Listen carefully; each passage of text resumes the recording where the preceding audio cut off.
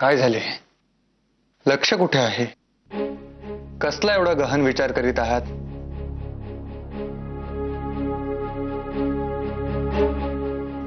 बोला, कोणती तरी गोष्ट मनात डासते आहे, बोला.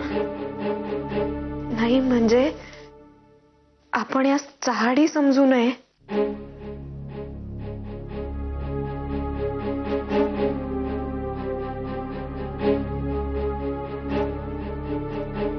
पण आबा भाऊजींबद्दल काळजी वाटली म्हणून. आबाने काय केले?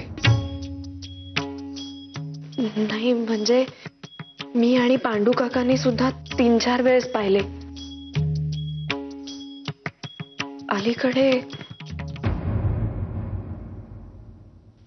अलीकडे आबा भाऊजी बयोच्या फारच आगे मागे करीत असतात.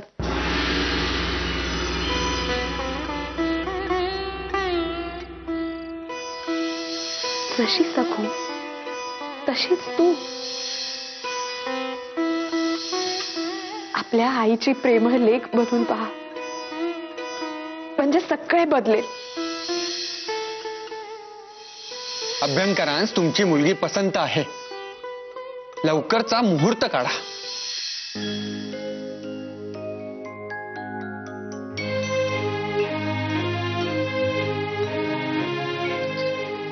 पयो, तुझे नष्टाचर्य संपले हो. अगो, आपले नशीब बलवत्तर म्हणून न्यायमूर्ती आणि रमाबाईंसारखी माणसे आपल्याला लाभली आणि आम्हाला बळ मिळाले. नाहीतर असेच आयुष्य रडत खोडत गेले असते गो. ते आपल्या पाठीशी आहेत म्हणून भय नाही.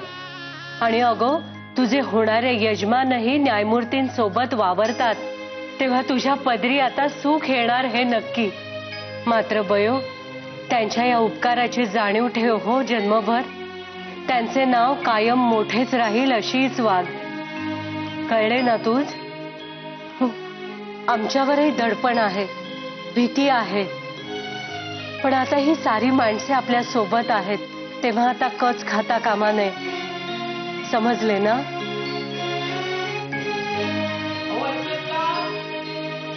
हो, आले आले आले आम्ही.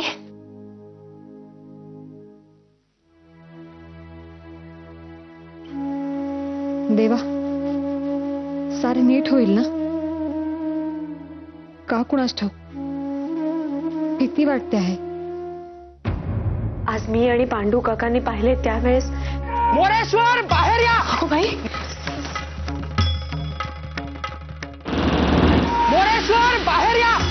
मोरेश्वर आहात कुठे? लवकर बाहेर या. बाहेर या, बाहेर या, बाहेर या, बाहेर या, बाहेर या. मोरेश्वर येतं की नाही की? बाहेर या, बाहेर या लवकर. मोरेश्वर बाहेर या, बाहेर या, बाहेर या, मोरेश्वर बाहेर या, बाहेर या, बाहेर या, बाहेर या. विजयाचे लग्न लावताय, लग्न लावताय, बाहेर या, बाहेर या. धर्म पुरवणाऱ्या शासनाने झालंच पाहिजे, झालंच पाहिजे. या चिखलाची आंघोळ घाला आणि दगडांनी पूजा करा. विजयाचं लग्न लावायला लाज नाही वाटत? बाहेर या, बाहेर या. थांबा, हे काय चालविले आहे? आम्ही नाही, ह्यांनी चालविले आहे. विधवा मुलीचे पुन्हा लग्न लावता, हे धर्माच्या विरुद्ध आहे. फार मोठे पाप करता आहात तुम्ही. तिला नरकात ढकलता आहात आणि स्वतःसह पितरांनाही नरकात नेता आहात. हे चूक आहे. विधवेचे केशवपन आणि तिथे दुःखदायी जिणे हे धर्माने नव्हे, रूढींनी लादलेले आहे. हिंदू धर्माने स्त्रियांना सन्मानच दिलेला आहे आणि जसा पत्नी निधनानंतर पती दुसरा विवाह करू शकतो, तसेच स्त्री ही करू शकते. अहो, आम्हाच तुमचे तत्वज्ञान सांगू नका. तुम्ही एकतर भ्रष्टकारी आहातच, आता या मोरेश्वरांचा धर्म बुडवायस निघाले आहात. पण आम्ही हे होऊ देणार नाही. नाही देणार. अशा धमक्यांनी हा विवाह थांबणार नाही. धर्माप्रमाणेच कायद्याची ही विधवा पुनर्विवाहात संमती आहे. तेव्हा त्यास अडकाठी करणाऱ्यावर सरकारी कारवाई होऊ शकते, हे ध्यानी असू द्या. तुमच्यामुळे हा सारा गोंधळ झाला आहे. आमच्या या धुळ्यात पूर्वी हे असे कधी घडले नव्हते. तुम्ही येताना जास्तीचे शहाणपण घेऊन आलात आणि इथल्या लोकांना फूस लावलीत. वर आम्हास कायद्याचा धाक दाखविता आहात. पण कायदा तुमची किती दिवस पाठराखण करतोय ते बघूयाच. तुम्हाला जे करावयाचे असेल ते करा, परंतु हा विवाह होणार म्हणजे होणारच. मोरेश्वर, तुम्ही ह्यांच्या हातचे बावले झाले आहात, पण हे उद्या निघून जातील. तुम्हाला आमच्यातच राहावयाचे आहे. पाण्यात राहून माशाशी वैर धरू नका. ह्याचे परिणाम चांगले होणार नाहीत. आता आम्ही जातोय, पण तुम्हाला रोखण्याचे बरेच प्रकार आहेत आमच्याकडे. चला रे.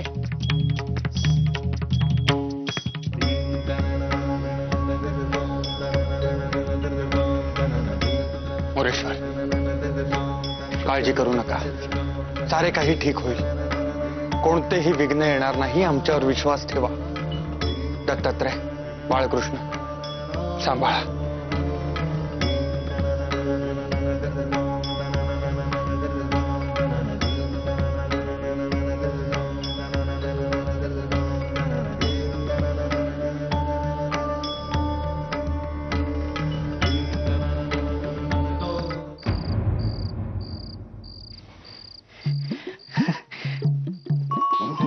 विठू काका, तेल.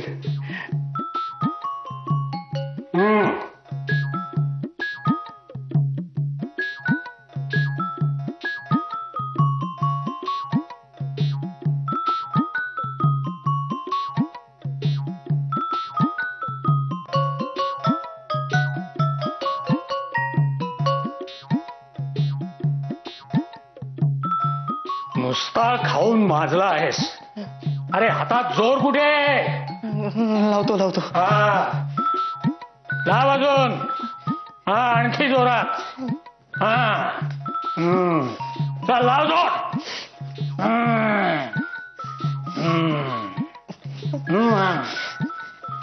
आणखी जोरात. ताई काकू, सगळे स्वयंपाकघर आवरून ठेवले आहे मी. आणि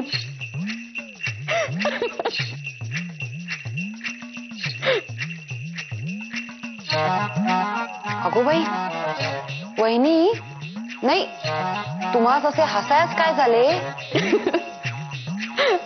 ताई, अगो आज बाबाचे काही खरे नाही हो. चांगली रगडपट्टी होणार आहे. सापडलाय तावडीत. नवरा बायकोंच्या भांडणात पडला होता ना, सगळी कसर निघते की नाही बघ आज.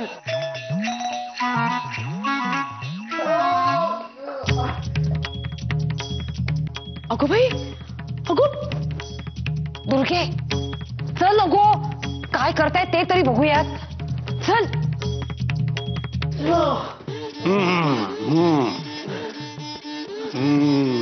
आता बघ बरे वाटेल.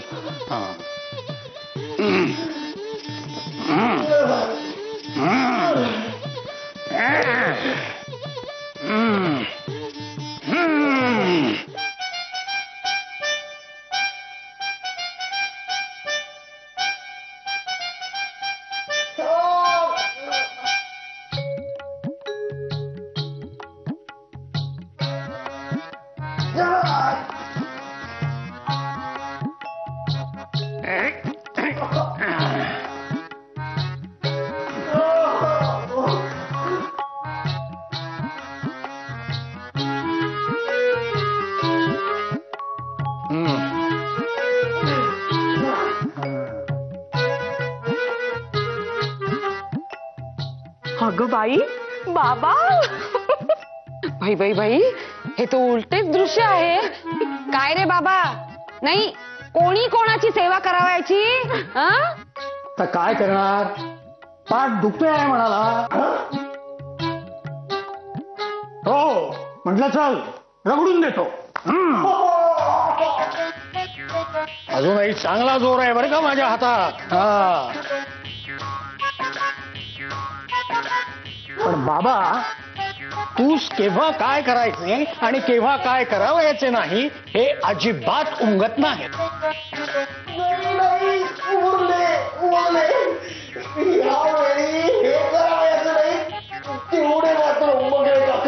हा, उमगले ना?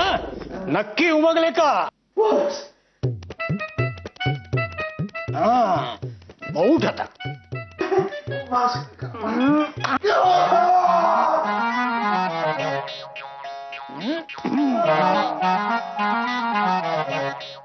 अरे बाबा, तुझ्या माधवाच्या एक नाही तर खंडीभर गोष्टी आहेत हो सांगण्यासारख्या.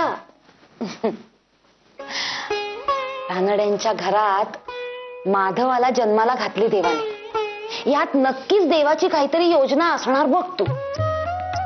आपल्या पूर्वजांनी खूप पुण्य केलेले असणार म्हणून कुळाचे नाव काढण्यासाठी देवाने माधवास पाठवलेले आहे. आज सारे जग माधवास न्यायमूर्ती म्हणते हो. मोठमोठ्या सभा काय, त्यातली मोठमोठी भाषणे काय, बाळंभटजी सांगतात ना सारा वृत्तांत. पण अरे बाबा, या सगळ्यांमध्ये तुला एक नवलाची गोष्ट तर ठाऊकच नाहीये. कोणती? अरे मोठमोठी भाषणे करणारा तुझा माधव दादा लहानपणी पुष्कळ वेळ बोलतच नव्हता. काय?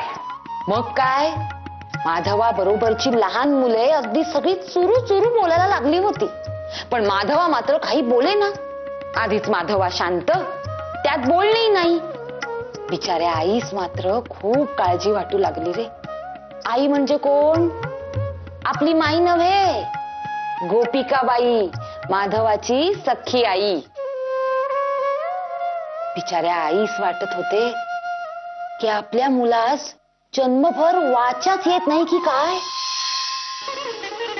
माधवाची आम्हासही काळजी वाटू लागली आहे.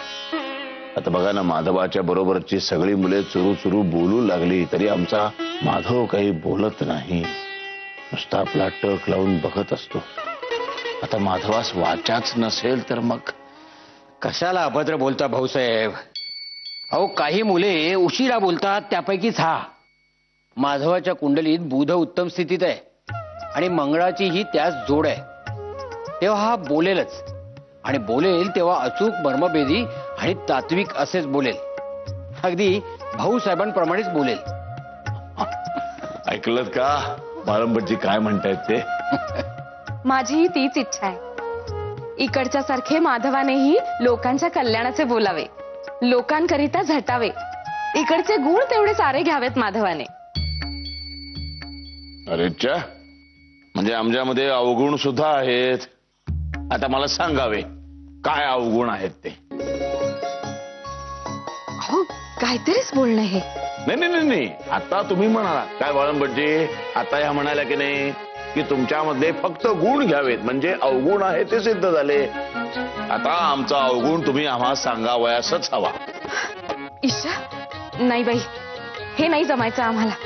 हे बघा, आमचे अवगुण जर आज तुम्ही आम्हाला सांगितले नाही तर आज आम्ही जेवणार नाही. पाहिलेत, हाच नाही का अवगुण? एवढ्या तेवढ्या गोष्टीवरून अन्नावर तेवढा राग काढायचा. पाहिलेत बाळंबटजी, आमच्या सौभाग्यवती अतिशय चतुरपणे बोलल्या. उद्या आमचा माधव आमचे गुण अवगुण घेईल नाही घेईल कुणास ठाऊक, पण आमच्या सौभाग्यवतींचे चतुर बोलणे मात्र त्याने घ्यावयासच हवे.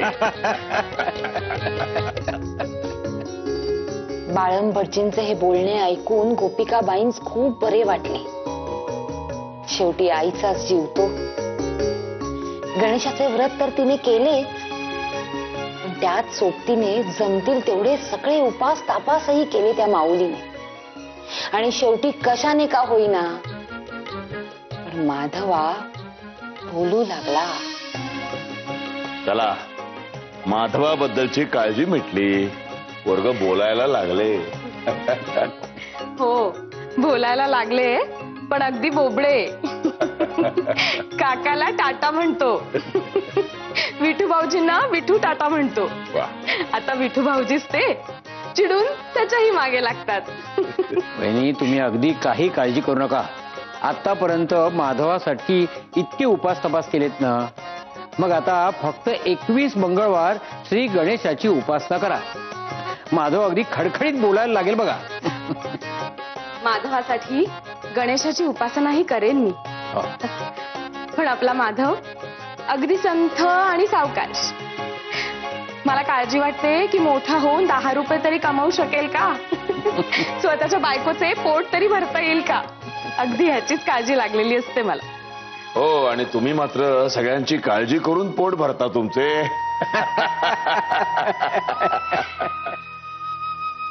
आता त्या माऊलीच्या आत्म्यास शांती मिळाली असेल हो. खरेच भविष्याच्या पोटात काय दडलेले असते हे कधीच कळत नाही. गोपिकाबाईंना माधवाच्या धीमेपणामुळे वाटत असे आपला हा पोर 10 रुपये तरी कमवू शकेल का, आपल्या बायका पोरांचे पोट भरू शकेल का. पण बाबा पाहिलेच ना,